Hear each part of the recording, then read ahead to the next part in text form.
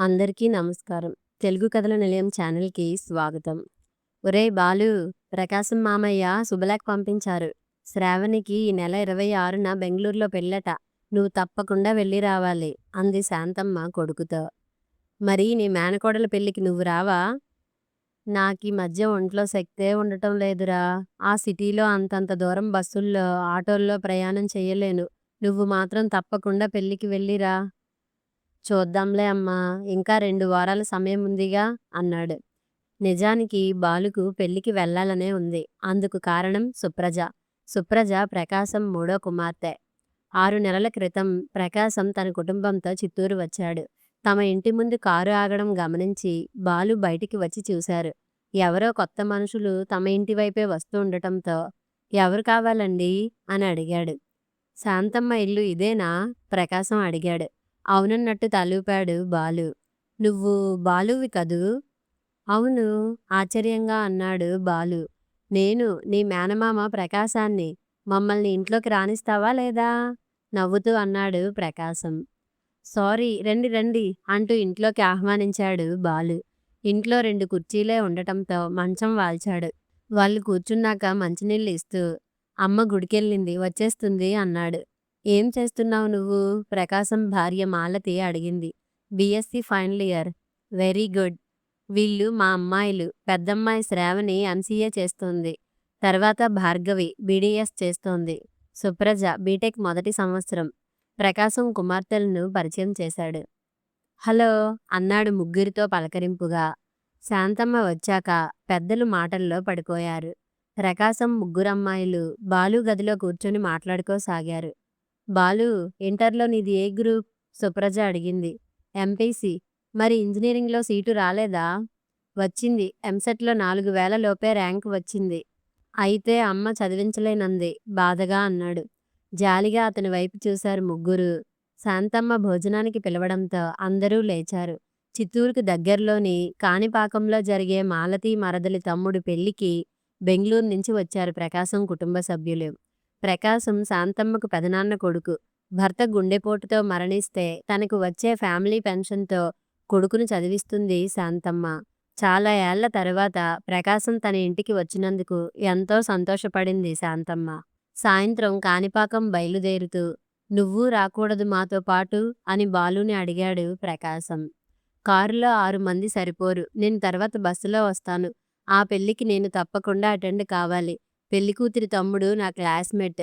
నన్ను తప్పకుండా రమ్మని శుభలేఖ ఇచ్చాడు. పర్వాలేదు అరగంటలో వెళ్ళిపోతాంగా, ఎలాగో సర్దుకుని వెళ్ళిపోదాం అన్నాడు ప్రకాశం. 6 గంటలకు బయలుదేరారు అందరూ. శాంతమ్మ మాత్రం తను రాలేనని ఇంట్లో ఉండిపోయింది. ముందు గుడికెళ్ళి తర్వాత కళ్యాణ మండపానికి వెళ్దామంది మాలతి. అదే మంచిది. ఈ సమయంలో రష్ అంతగా ఉండరు అన్నాడు బాలు. బాలు అన్నట్లే కాణిపాకం వినాయకస్వామి దర్శనం సులభంగా అయింది. కళ్యాణ మండపానికి వెళ్ళాక ప్రకాశం ఫ్యామిలీ తమ బంధువులతో, బాలు తన స్నేహితులతో బిజీ అయ్యారు. పెళ్లికి విపరీతంగా జనం రావడంతో భోజనాల హాలు దగ్గర ఇబ్బంది కలిగింది ప్రకాశం కుటుంబానికి. బాలు తన స్నేహితుల సహాయంతో కొన్ని సీట్లు అట్టిపెట్టుకుని వాళ్లకు ఇవ్వడంతో వారి సమస్య తీరింది.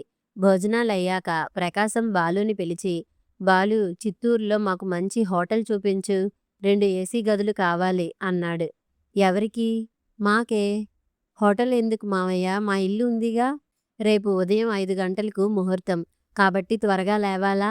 అంత త్వరగా మిమ్మల్ని లేపి ఇబ్బంది పెట్టాలి. పైగా ఇక్కడి నుంచి నాకు దారి తెలుసు కనుక మేమే వెళ్ళిపోగలం. మీ ఇష్టం. టౌన్లో నాకు తెలిసిన మంచి హోటల్ ఉంది, అక్కడికి వెళదాం. రిసెప్షన్లో మాట్లాడి 2 ఏసీ రూములు తీసిచ్చాడు బాలు.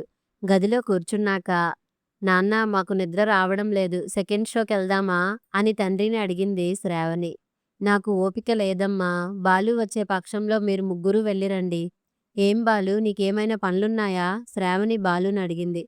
ఏం లేవు. ఇంతకు ఏ సినిమాకెళ్దాం అన్నాడు బాలు. నలుగురూ చర్చించుకొని ఏ సినిమాకెళ్లాలో నిర్ణయించుకున్నారు.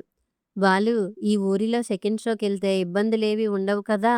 ప్రకాశం అనుమానంగా అడిగాడు. ఏవీ ఉండవు. ఉంటే నేను పిలుచుకెళ్తానా? మీరు నిశ్చింతగా ఉండండి, మేం బయలుదేరుతాం. నలుగురు రోడ్డు మీదకొచ్చాక ఉండండి అమ్మకు ఫోన్ చేసి వస్తాను అంటూ బాలు ఎస్టీడీ బూత్ వైపు నడవబోయాడు. ఎందుకు బాలు? నా సెల్ నుంచి మాట్లాడు అంటూ సుప్రజ తన సెల్ అందించింది. బాలు తమ పక్కింటికి ఫోన్ చేసి తల్లిని పిలిపించి ఆమెతో విషయం చెప్పి అనుమతి తీసుకున్నాడు బాలు. హాల్లో సుప్రజ బాలు పక్కన కూర్చొని అతనితో మాట్లాడుతుంటే అతనికి థ్రిల్లింగ్గా ఉంది.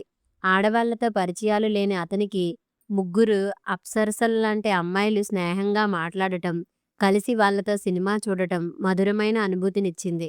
సినిమా వదిలాక వాళ్ళని హోటల్లో వదిలి ఇంటికి బయలుదేరాడు బాలు. మామయ్య వాళ్ళు రేపు ఉదయం పెళ్లి చూసుకుని నేరుగా మన ఇంటికి వచ్చి ఓ పావుగంట మన ఇంట్లో గడిపి బెంగుళూరు వెళ్ళిపోతారట తలుపు తెరిచిన తల్లితో అన్నాడు బాలు. రాక రాక వచ్చారు వాళ్ళు. వాళ్లకు తాంబూలంతో బట్టలు పెట్టి ఇస్తే బాగుంటుంది. కానీ సమయానికి చేతిలో డబ్బులు లేవు విచారంగా అంది శాంతమ్మ. మురగేసన్ అని నాకు తెలిసినతను బట్టల వ్యాపారం చేస్తుంటాడు. చాలాసార్లు తన దగ్గర బట్టలు కొనమని వాయిదాల పద్ధతిలో తీర్చవచ్చని చెప్పేవాడు. రేపు పెందలాడే అతని దగ్గరికి వెళ్దాం. అంత పెందలాడే అప్పు ఇస్తాడా? ఇస్తాడులే. మామయ్య పిల్లలకు కూడా కొందామా? కొనవచ్చు కానీ మళ్ళీ తీర్చాలి కదా. నా ట్యూషన్ డబ్బులతో తీరుస్తాలే అమ్మా. ఎన్నో ఏళ్ల తర్వాత బంధువులంటూ మన ఇంటికి వచ్చారు. వాళ్లకు ఆ మాత్రమైనా చేయకపోతే బాగుండదు. మరుసటి రోజు ఉదయం 6 గంటలకు మురుగేశన్ ఇంటికెళ్ళి బట్టలు కొన్నారు తల్లి కొడుకులు. 8 గంటలకు మిల్క్ డైరీ నుంచి బాసుంది పాలకోవా తెచ్చాడు బాలు. ప్రకాశం కుటుంబం బాసుంది పాలకోవా తిని చాలా బాగుందని మెచ్చుకున్నారు. ఇవి చిత్తూరు స్పెషల్ ఐటమ్స్ అన్నాడు బాలు. 10 గంటలకు బెంగళూరుకు బయలుదేరి వెళ్లారు ప్రకాశం అతని కుటుంబ సభ్యులు. మీ మామయ్య ఫిలిం డిస్ట్రిబ్యూషన్లో బాగా సంపాదించాడు.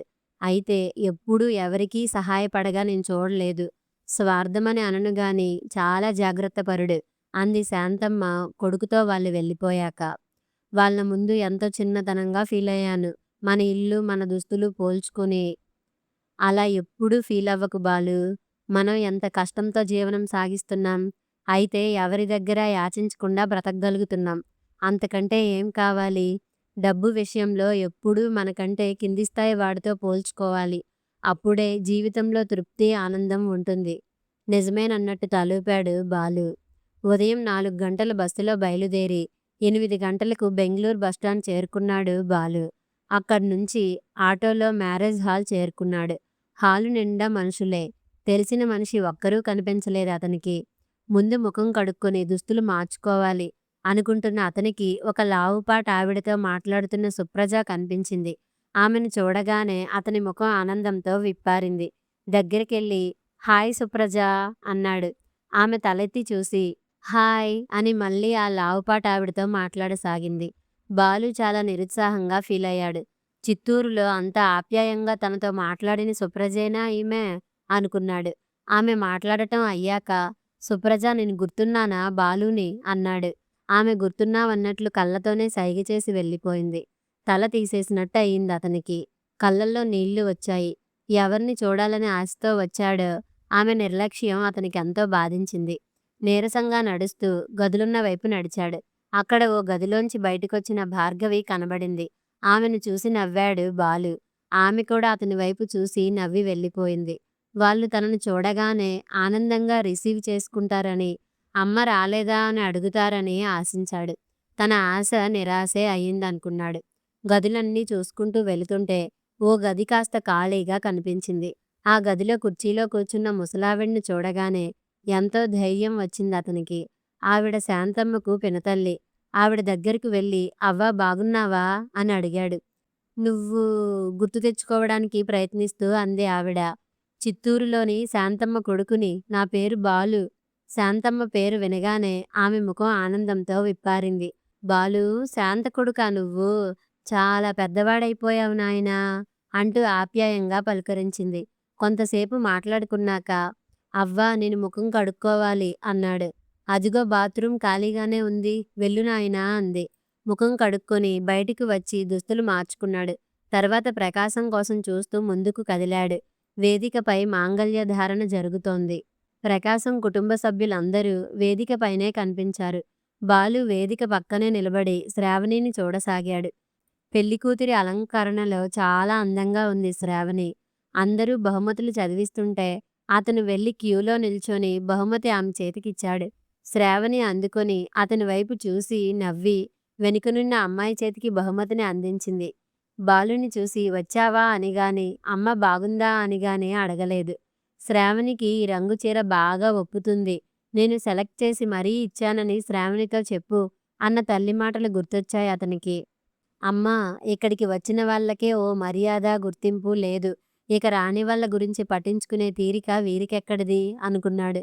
బాలు ప్రకాశంతో మాట్లాడాలని ప్రయత్నించాడు గాని, అతను సన్నిహితుల అభినందనల్ని అందుకుంటూ బిజీగా ఉన్నాడు. అక్కడ్నుంచి కదిలి దూరంగా ఓ కుర్చీ లాక్కుని కూర్చోబోయాడు. ఇంతలో ఆగు అన్న పిలుపు వినిపించి ఆశ్చర్యంగా చూశాడు. ఎదురుగా ఓ 50 ఏళ్ల వ్యక్తి నిలబడి ఉన్నాడు. అతన్ని గదిలో చూసినట్టు గుర్తొచ్చింది బాలుకి. ఎవరు నువ్వు? తీక్షణంగా బాలుని చూస్తూ అడిగాడు. నేను నేను ఏం చెప్పాలో తోచలేదు బాలుకు. ఆ గదిలోకి ఎందుకు వెళ్ళావు నువ్వు? ముఖం కడుక్కొని బట్టలు మార్చుకోవడానికి. గదిలో ఎవడంటే వాడు దూరడమేనా? మర్యాదగా చెప్పు. పెట్టెలోని డబ్బు నువ్వు తీశావు కదూ? నేనా? లేదండీ, నాకేం తెలియదు. నువ్వు ఊరికే ఇలా అడిగితే ఎలా చెబుతావు? 4 తంతే నిజం చెబుతావు. పెళ్ళికి వచ్చిన వాళ్ళందరూ అక్కడ గుమిగూడి వినోదం చూడసాగారు. ప్రకాశం అక్కడికి వచ్చి, ఏమిటి రాజా? అని అడిగాడు. అతను ప్రకాశంతో తన అనుమానం చెబుతున్నాడు. బాలుకు ఎంతో అవమానంగా అనిపించింది. సుప్రజ, భార్గవి ఆశ్చర్యంగా తన వైపే చూడటం కనిపించింది అతనికి. ప్రకాశం తనకు సపోర్ట్ వస్తాడని, తను అటువంటి మనిషి కాదని చెబుతాడని ఆశించాడు బాలు. అయితే అతను ఏమీ మాట్లాడకుండా బాలు వైపే చూస్తున్నాడు. ఇంతకూ వీడెవడో నీకు తెలుసా బావా? అతను అడుగుతున్నాడు ప్రకాశాన్ని. ప్రకాశం తెలుసన్నట్లు, తెలీదన్నట్లు తల మధ్యస్థంగా ఊపాడు. ఇంతలో ఓ ఆవిడ వచ్చి, ఏమండీ, పదండి, చదివింపులయిపోతున్నాయి.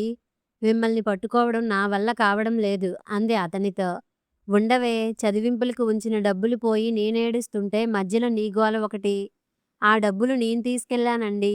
ఆ మాట మీతో చెప్పాను కదా. అతని ముఖం నల్లగా మారింది అవమానంతో.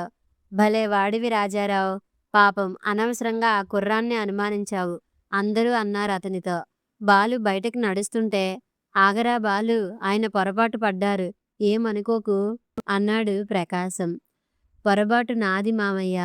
శుభలేఖ అందగానే పరిగెత్తుకొని వచ్చాను చూడండి. అది నా పొరబాటు. చిత్తూరులో మీరు చూపించినది నిజమైన ప్రేమ అని భ్రమించి వచ్చాను. అక్కడ ఓ విడిది, అన్నీ చూపించడానికి ఓ మనిషి అవసరం కనుక మా ఇంటికి వచ్చి మాతో అభిమానం నటించారని, నన్ను మా అమ్మను కరివేపాకులా వాడుకొని పారేశారని ఇప్పుడు అర్థమైంది నాకు అంటూ కదిలాడు. భోజనం చేసి వెళ్ళరా? ప్రకాశం అన్నాడు. కడుపు నిండిపోయింది మామయ్య.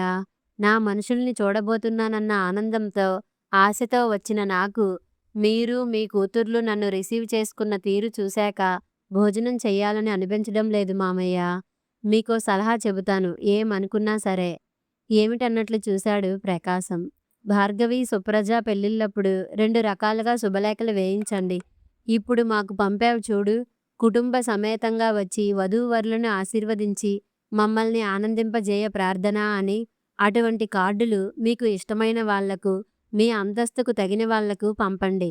ఇంకో రకం కార్డుల్లో, ఇది మీ ఇన్ఫర్మేషన్ కోసం మాత్రమే సుమా అన్నట్లు ఆహ్వానం లేకుండా వేయించి మాలాంటి వాళ్లకు పంపండి.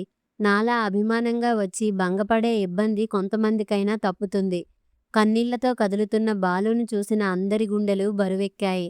ప్రకాశం, భార్గవి, సుప్రజ ముఖాల్లో తప్పు చేసిన భావన కనిపించింది.